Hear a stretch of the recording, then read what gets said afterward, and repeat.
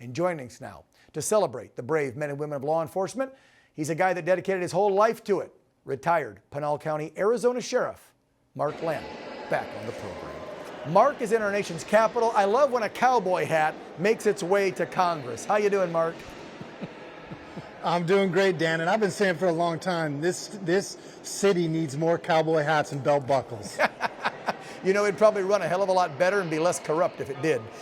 Mark, just talk to me about what it means to you as someone who dedicated your entire life to wearing that badge and protecting and serving when you have a president who makes a proclamation like that for this whole week and then tomorrow memorializing your brothers and sisters.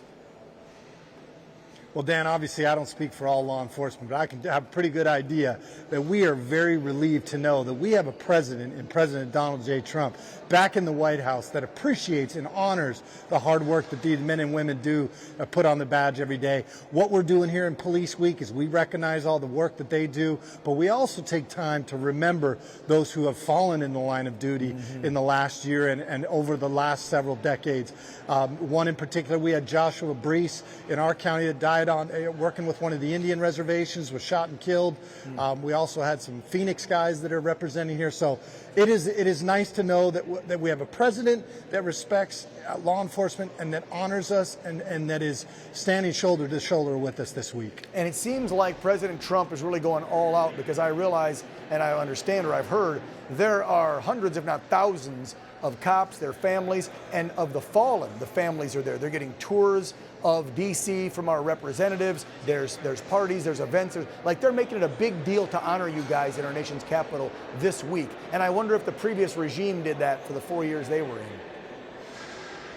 Look, we still did Police Week over the last 4 years, but I was a sheriff under the first President Trump administration.